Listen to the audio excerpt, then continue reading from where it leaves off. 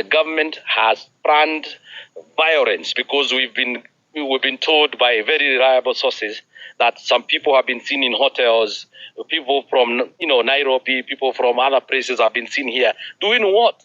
The other day they wanted to intimidate and gag Honorable Wanjiko Moher. For what reason? For saying that anybody who will be allowed to vote in Olkarau must be a registered voter in Olkarau. So what is the difference between that and what the law states? I mean, when we went to the DCI, they said, no, we don't know any summon. And then we ended up finding a Egon somewhere who is holding some summons. And when we asked him, what are these summons all about? And he's a junior officer. He has not informed his superiors. He started, taking us around and saying that the matter has since been dropped. By who? They actually had confiscated her vehicle for 5 days. And then they say that, those kind of intimidations and behavior are the reasons why this government is destined to fail. Because that is not what a government represents. You just let people do their own election. If they don't elect you, they don't elect you. Because how else did you find yourself in power? By being elected by the people. Why wouldn't you then respect the rule of law and let them campaign, because it is already an official campaigning period. And then when you close the campaign, you can let them go and vote. I mean, these are the things that we have been saying, that the general fabric of this nation is completely faulty. And that is what we want to fix. You can bring in roads, but people need not to live in fear. You can be abducted in a minute. Abductions have come back. And we do not even expect that this government will bring in abductions. People are being followed all over. In Olkarau, we are campaigning, we're being trailed by unmarked vehicles and things like that. And we have to continue campaigning. So it's happening in Olkarau, at ground zero, I can report that to you, but it will not change anything as far as the destiny, where people want to take this government is concerned.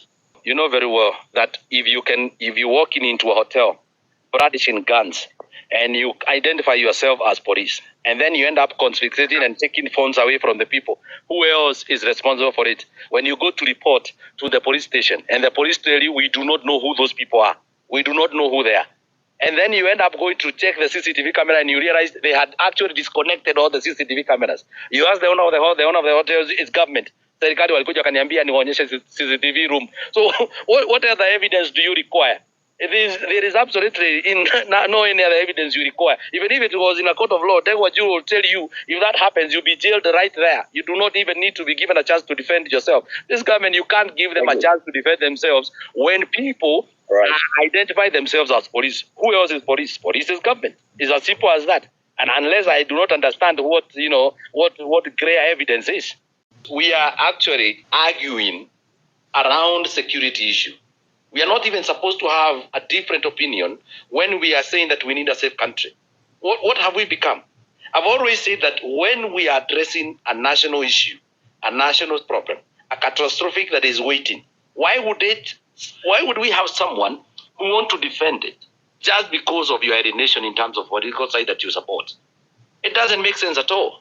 The dudes who just stormed into a cafeteria and robbed people. Some guys brought, Thika Road the other day around Pagani and started robbing motorists.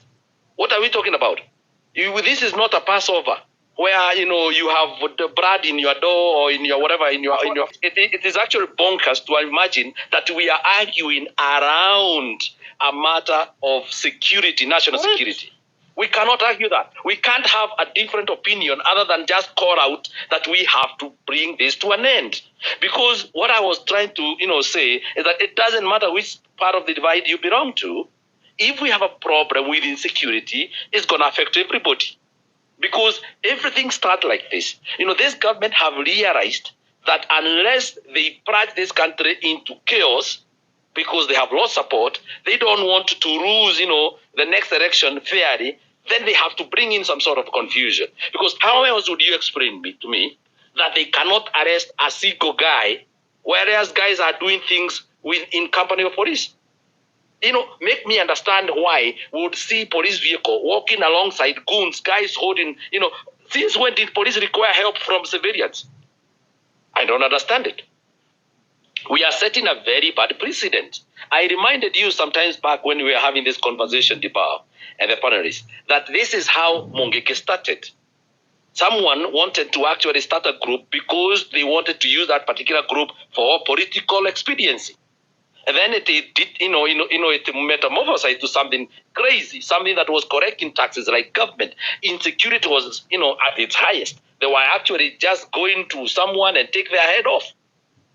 This is what we are setting ourselves for. And now, this time round, we are doing it all over, in our towns, in Kisii, in Kisumu, in Korkarao, everywhere. Dudes walked into a hotel in Orkarao, brandishing guns, and then they ordered some two DCP officials to just go, to just lie low on the ground. They took their phones, they beat them up, and then they went. And they actually identified themselves as police when there was resistance, because some people locked the gate. It was chaotic. Guys, when we are referring to matters goonism, we are talking about national security. National security does not choose which side you belong. It is a responsibility of a government. When a government fails in offering its citizens security, it has failed in totality. There is nothing in between. There is no line in between. That is what we are talking about. So whenever we are talking about this goonism and it has to be stopped, it's because we know we are getting into an electioneering year. And now people are going to take advantage. We are dealing with a government that have panicked. Fred has just thrown words that we have panicked going where? When it comes to matters advising the alternative government, we don't want any advice from government. This is the same government that has failed. I have to add my point. My point is very simple. Do not advise us, because you have failed to advise yourselves. You have failed to advise yourselves. You can't run a government. You can't even provide security to a country. You can't even let citizens of Orkarao vote in peace. You still want to come and interrupt and beat people around just to intimidate them and suppress the contest. You know that is what you are doing. That is what you are planning. No. We are aware. So what are you here now explaining to us that we should now go and plan ourselves this way or that way? You cannot plan yourself. You cannot advise us in any way and form. So what I'm saying, Dibal, as I run my point, especially on this very sensitive matter, we are dealing with a case where one of our leader, a border rider, was arrested, and within a day he was sentenced. This guy is now in prison. There was no bail, there was no nothing, there was no bond, there was nothing. And just because he was supporting the DCP candidate in Orkarao. That is the kind of intimidation they are doing. So why would you even do something that is so illegal? And that is why you heard Wanjiro say, we need to return the constitutionalism of this country into form. So when you are talking about roads and bridges that you are spending all the money, we are talking about the rule of law. We are talking about the law and order. That is more important than anything else that you think of. I would rather have a peaceful country that I can sleep overnight and then wear gumboots and walk to stage because there is no road, rather than having a road and I can't sleep because I have to be a vigilante to try and guard my children not to be attacked by God knows who. So we cannot grapple with the issue of security. And this issue of security, as the government tries to dig deep, the hole in which they think the opposition is going to get in, please know this hole is right outside. And then the deeper you dig it, the more dangerous it will be when you fell victim of the same hole that you dug. So let's not argue around matters of national security.